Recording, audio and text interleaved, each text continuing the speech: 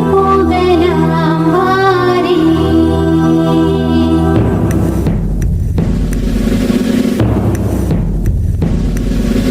கல்வாரிக்கு போகலாம் வாரே. எம் காருண்ய இயேசுவின் காட்சியை பார்த்திட கல்வாரிக்கு போகலாம் வாரே.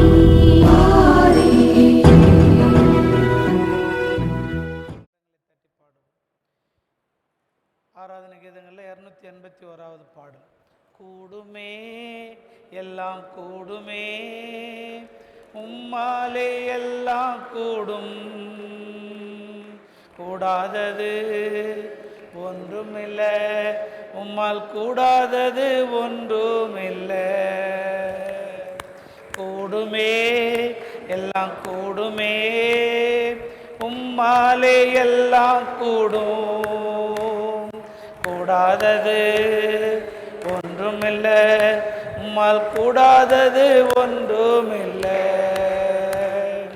கடல் மீது நடந்தீரையா, கடும் புயல் அடக்கினீரே. கடல் மீது நடந்தீரையா, கடும் புயல் அடக்கினீரே. சாத்தானை ஒடுக்கினீரே, சர்வ வல்லவரே. சாத்தானை ஒடுக்கினீரே, சர்வ வல்லவரே.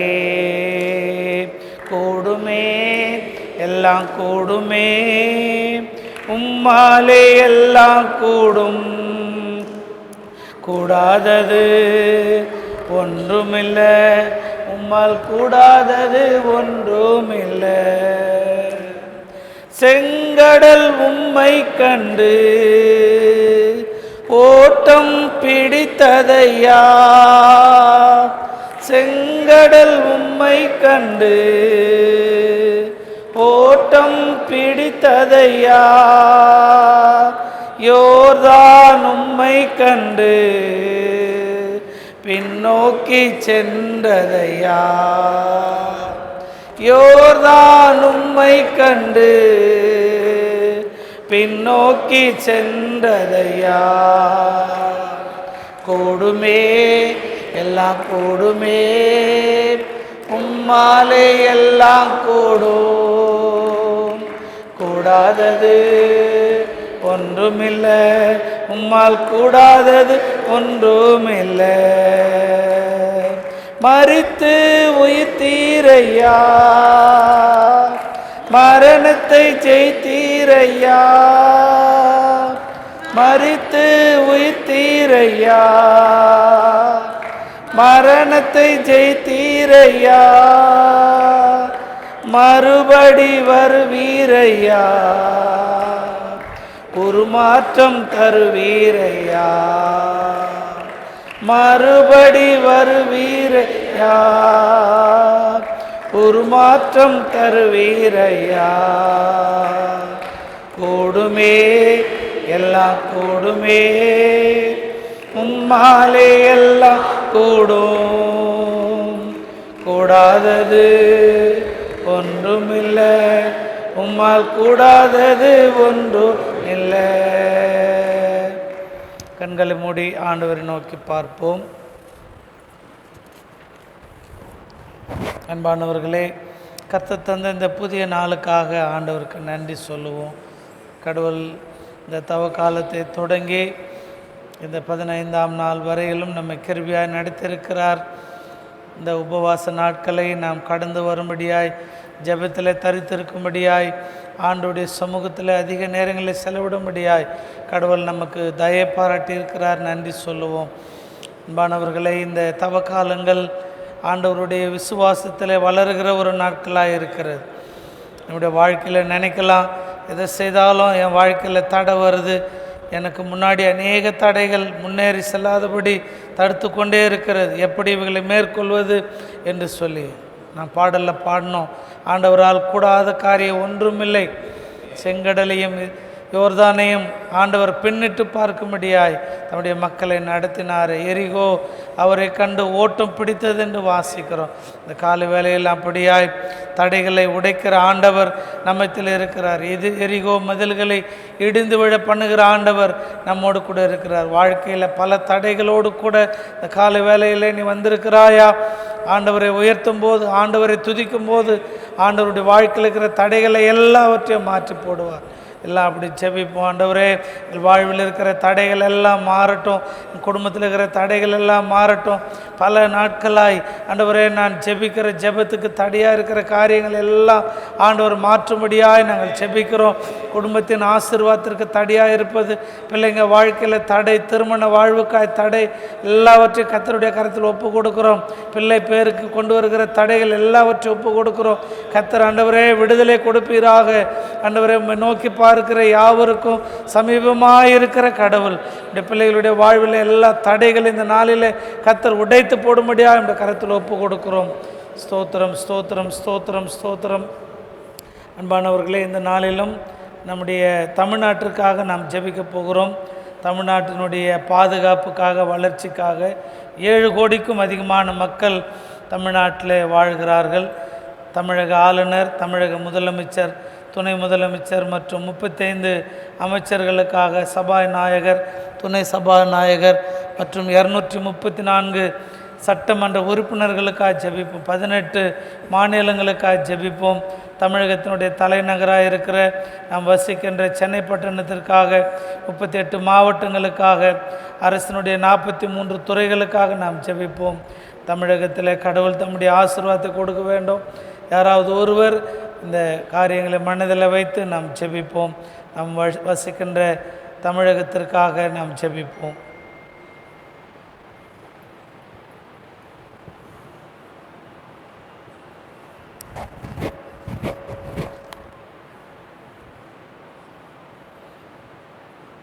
ஜெபிக்காதவங்க யாராவது ஜெபம் பண்ணணும். இணைந்து ஜெபிப்போம்.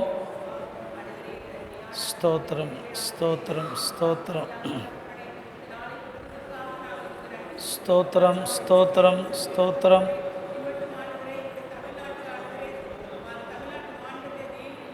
ஸ்தோத்திரம், ஸ்தோத்திரம், ஸ்தோத்திரம்.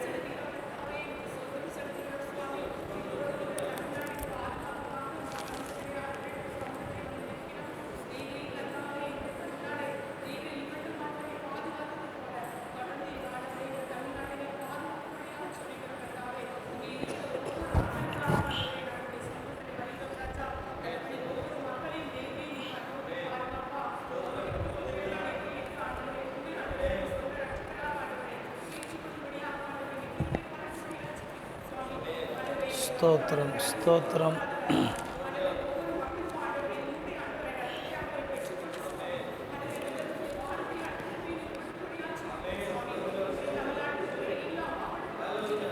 ஸ்தோத்திரம், ஸ்தோத்திரம், ஸ்தோத்திரம்.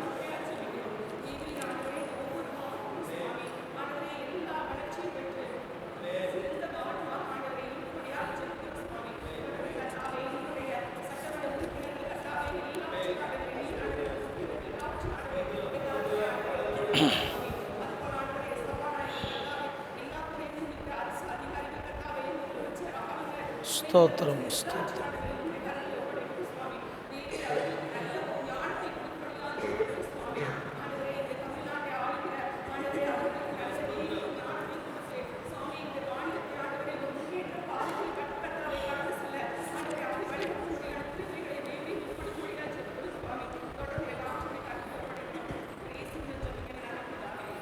ஆமென். ஆண்டவர் நம்முடைய ஜெபத்தை கேட்டு நாம் வசிக்கின்ற தமிழகத்தில் வாழ்கிற 7 கோடிக்கும் மேலான மக்கள் மற்றும் நம்மை ஆளுகின்ற தலைவர்கள், நம்முடைய தேசத்தின் ஆசீர்வாதங்களை ஆண்டவர் வழி நடத்தப் போவதற்காக கர்த்தரை ஸ்தோத்திரிப்போம். ஸ்தோத்திரம், ஸ்தோத்திரம், ஸ்தோத்திரம், ஸ்தோத்திரம்.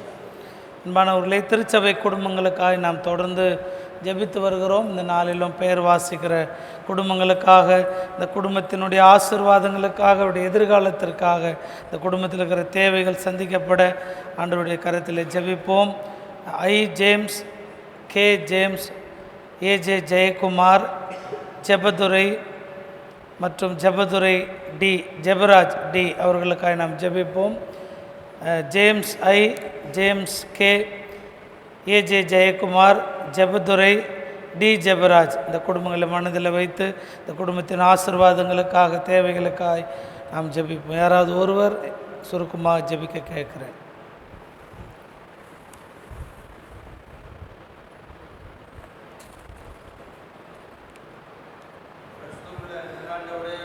ஸ்தோத்திரம், ஸ்தோத்திரம், ஸ்தோத்திரம், ஸ்தோத்திரம்.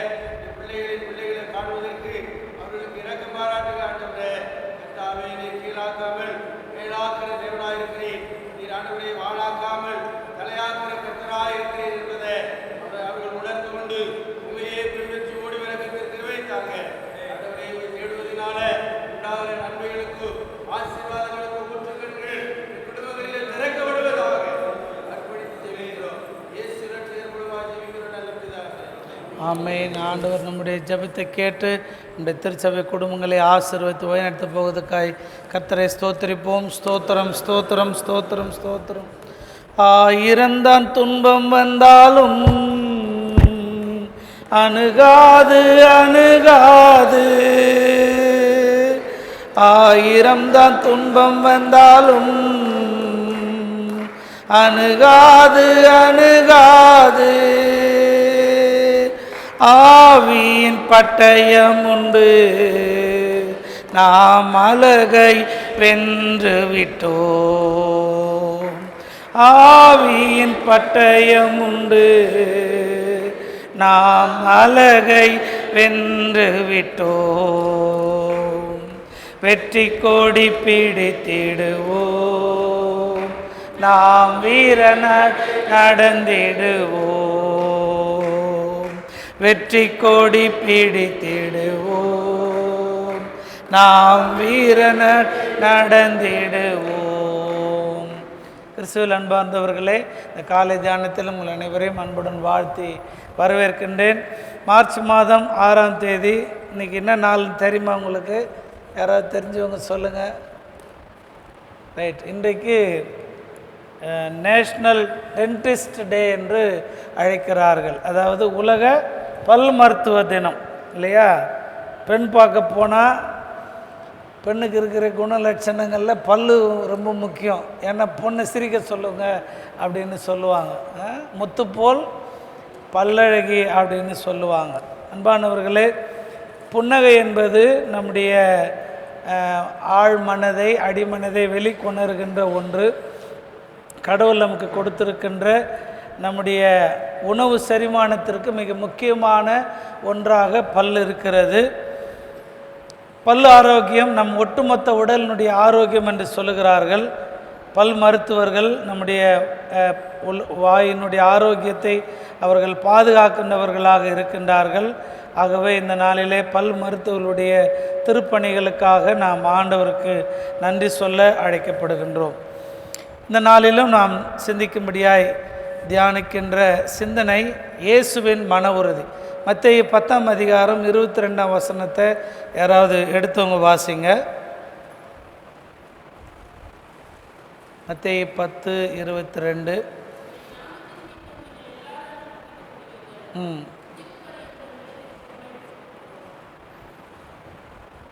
பொது மொழிபெயர்ப்பில் இறுதி வரை மன உறுதியோடு இருக்கிறவர் மீட்கப்படுவார் என்கிற குறிப்பு இருக்கிறது. இந்த நாளின் சிந்தனை யாக்கோபு 1ஆம் அத்தியாயம் 2ஆம் வசனம், 4ஆம் வசனம், 12ஆம் வசனம் நம்முடைய உள்ளத்தினுடைய உறுதியை வெளிக்காட்டுகின்ற ஒரு பகுதியாக இருக்கிறது. பழமொழி கூட சொல்லுவாங்க, மனதில் உறுதி வேண்டும், வாக்கினிலே என்ன வேணும்?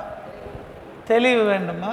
ஆமாம், தெளிவு வேண்டும் அப்படின்னு சொல்லுவாங்க. ஒரு பெரிய கம்பெனி தன்னுடைய ப்ராடக்டை சந்தைப்படுத்த வேணும்னு சொன்னால் பல்வேறு விளம்பரங்களை மக்களுக்கு முன்பாக கொண்டு வருகிறது. ஆண்டவராகிய இயேசு கிறிஸ்துவும் கூட தான் சுதந்திரித்து கொள்ள வேண்டிய பரலோக ராஜ்யத்தை மக்கள் இறுதி வரை உறுதியோடு நிலைநிற்பவரே பரலோக ராஜ்யத்தை சுதந்திரித்து கொள்வார் என்று தன்னுடைய சீடர்களுக்கு அறிவுறுத்தி கூறுகிறதை பார்க்கிறோம். ஒரு மனிதனை தலை சிறந்தவனாக அல்லது மதிப்பு மிக்கவராக மாற்றுவது எது என்று சொன்னால், அவர் தன் வாழ்வில் எடுக்கின்ற முடிவு டிசிஷனை வச்சு தான் மற்றவங்க அவரை எடை போடுவார்கள் என்று சொல்லுகிறார்கள். இந்த மன உறுதி அல்லது வில் பவர், டெட்டர்மினேஷன் என்கிற வார்த்தைக்கு பொருள் என்னன்னா, சமரசம் செய்து கொள்ளாத ஒரு மனம். ஒருவேளை இந்த தவக்காலத்தில் வந்திருக்கிற நாம் நம்முடைய வாழ்விலும் கூட பல்வேறு விதமான உறுதியை எடுக்கிறோம். இந்த 40 நாள் இப்படி இருக்கணும், நான் இதை செய்யணும், இதை செய்யக்கூடாதுன்னு சொல்லி பல உறுதிகளை எடுக்கிறோம். அதில் நாம் இறுதி வரை நிலைத்திருக்கின்ற பொழுது கடவுள் அதற்குரிய நன்மைகளை, ஆசீர்வாதங்களை நமக்கு கொடுக்கிறார்.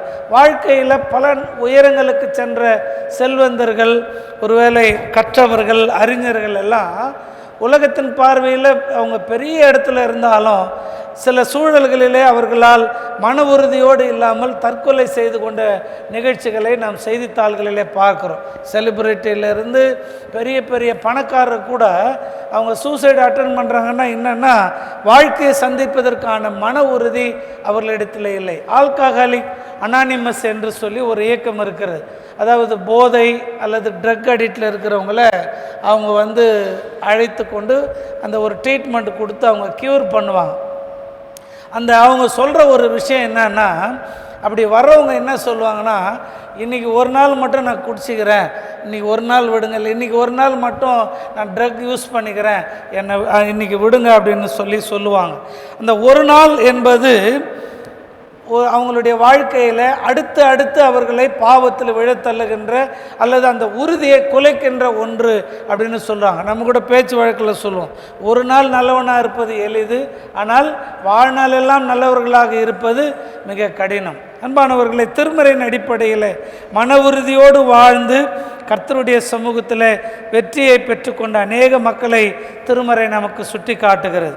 நாம் திருமறையில் பார்க்கிற பொழுது யோபு, என்ன நேர்ந்தாலும், என்னை கொன்று போட்டாலும், தன் மனைவியே தனக்கு எதிராக நின்றாலும் கடவுளில் கொண்டிருக்கிற நம்பிக்கையிலே மன உறுதியோடு நின்ற ஒருவர். ரூத், ஒருவேளை தன்னுடைய வாழ்வில் கணவனை இழந்த பின்னும் மாமியாரோட போனோம் அப்படின்னு சொல்லி மன வலிமையோடு மன உறுதியோடு வாழ்ந்த ஒரு பெண்மணியை பற்றி பார்க்கிறோம்.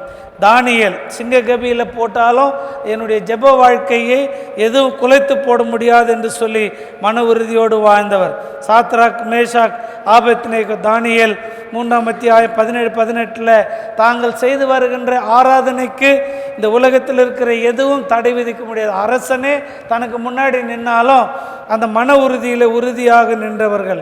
யோசேப்பை குறித்து பார்க்கிறோம். ஆதியாகமம் 39ஆம் அத்தியாயம் 9ஆம் வசனத்தில் சிதைந்து தன் வாழ்வை கடவுளுக்கு முன்பாக கடவுள் கொடுத்த வாய்ப்பை பயன்படுத்தி மிகப்பெரிய ஒரு அரசராக உயர்ந்த, அதிபராக உயர்ந்த ஒருவர். தன்னுடைய பரிசுத்தத்தில் ஒரு நாளும் நோ காம்ப்ரமைஸ்.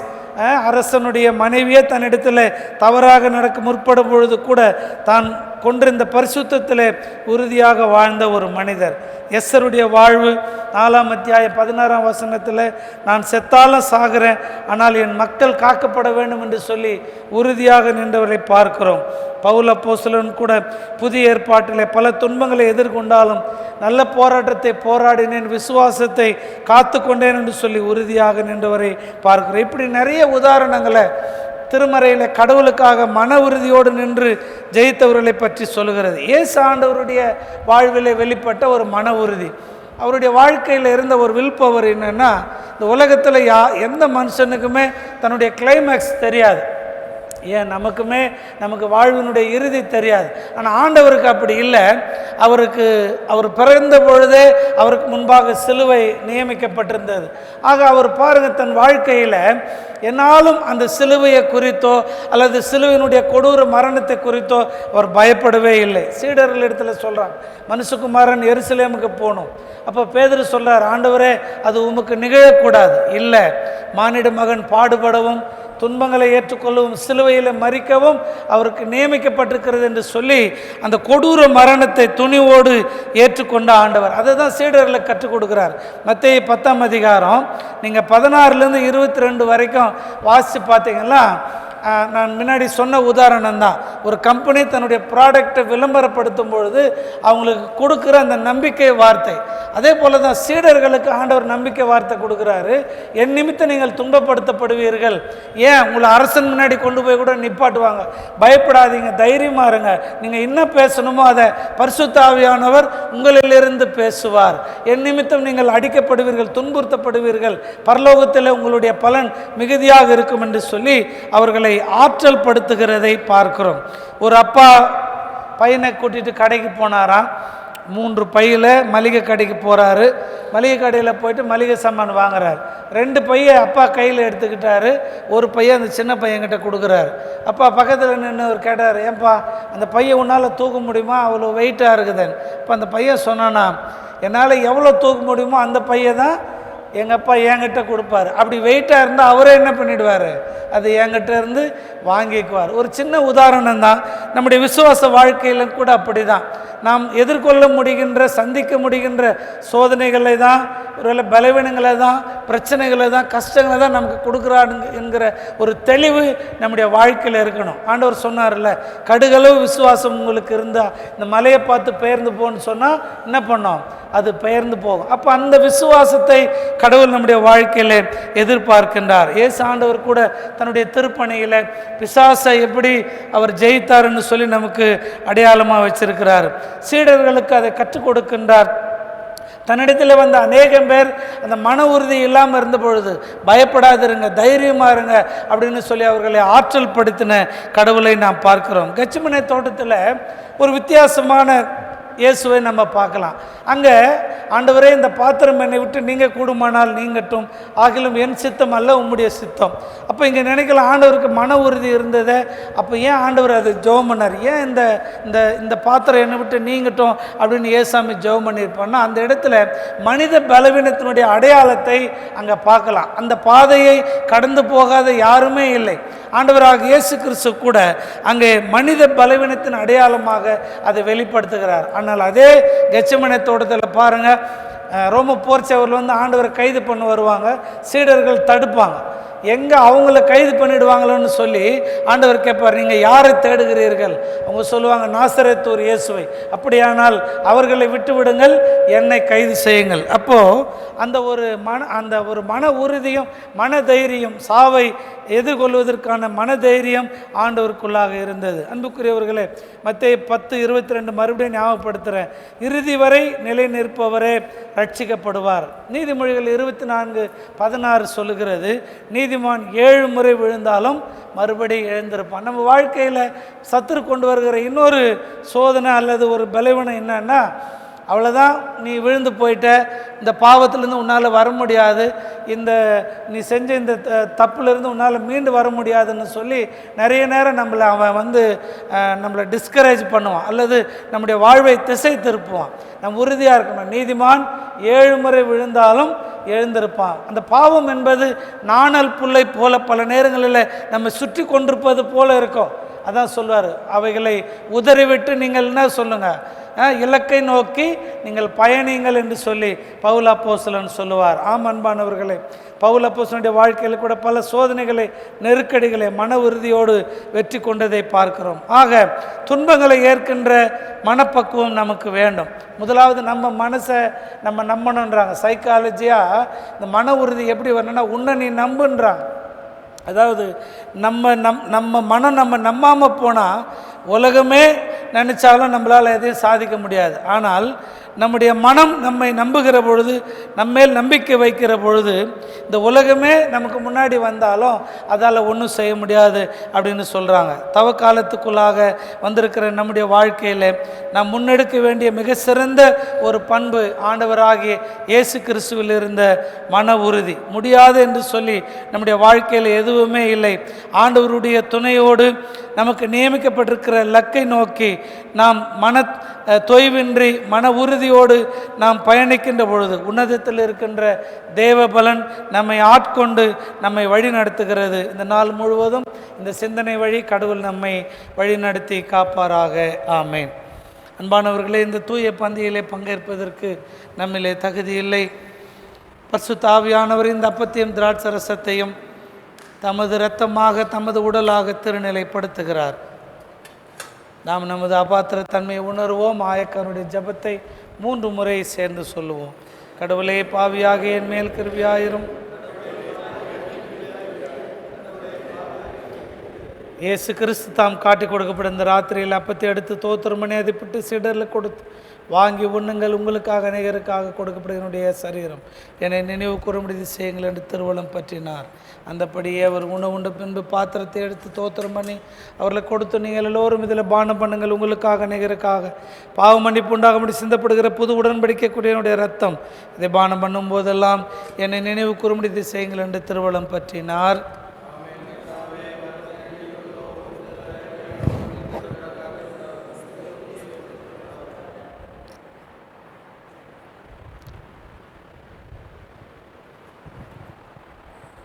வாருங்கள், கர்த்தருடைய பந்தி உங்களுக்காய் ஆயத்தமாக இருக்கிறது. கர்த்தர் நல்லவர் என்பதை ருசித்து பாருங்கள். கடவுளுடையவைகள் கடவுளுடையவர்களுக்கே. பயணிகள் பாதையில் பலம் தரும் விருந்து, பரமனின் திருவுளம் பார்த்திடும் விருந்து. பயணிகள் பாதையில் பலம் தரும் விருந்து, பரமனின் திருவுளம் பார்த்திடும் விருந்து. படைப்பதின் அழகு, படைத்தவர் பரிவு, பணிந்துமே நன்றி படைத்திடும் விருந்து. படைப்பதின் அழகு,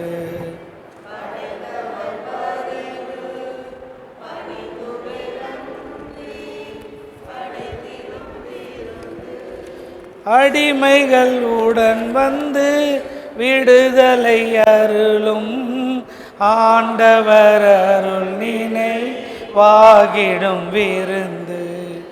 அடிமைகள் உடன் வந்து விடுதலை அருளும், ஆண்டவர் அருள் நினைவாகிடும் விருந்து.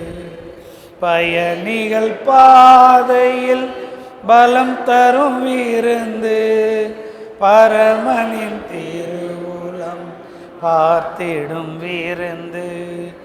இறைவனின் அரசதின் முன் சுவை இங்கு, இயேசுவின் அடியவர் இணைவதில் தங்கும்.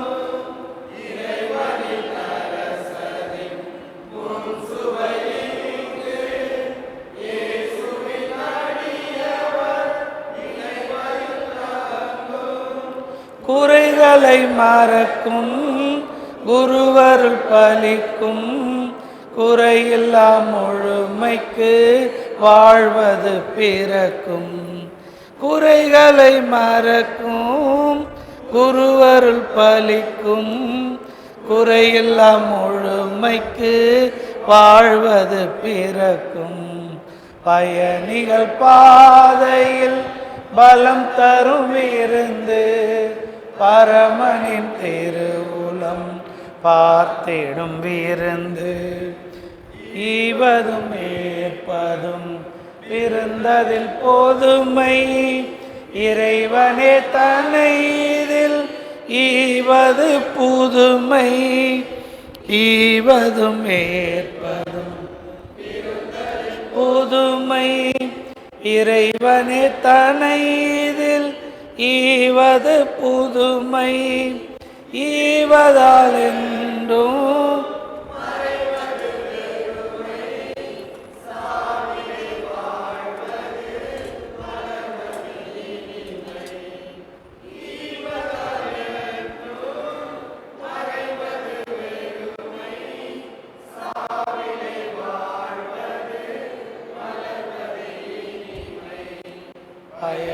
பயணிகள் பாதையில் பலம் தரும் விருந்து பரமனின் திருவுளம் பார்த்திடும் விருந்து.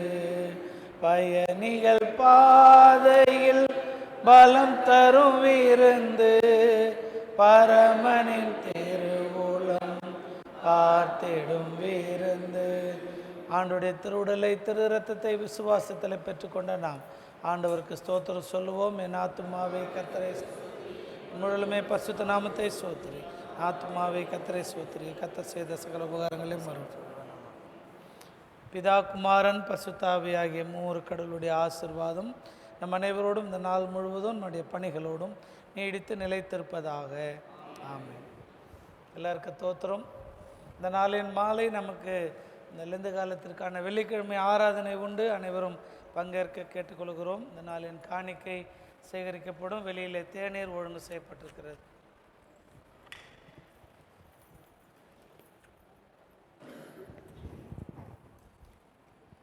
நாளை காலை ஆராதனை விமன்ஸ் டே செலிப்ரேஷனாக இருக்கும். ஆகவே பெண்கள் அதில் உற்சாகமாய் பங்கேற்க கேட்டுக்கொள்கிறோம். காலையில் ரைட்.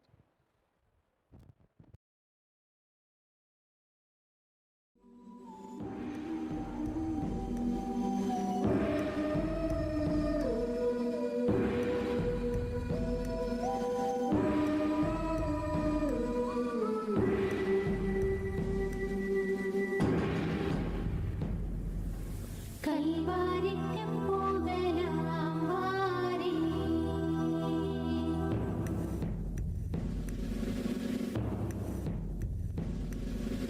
கல்வாரிக்கு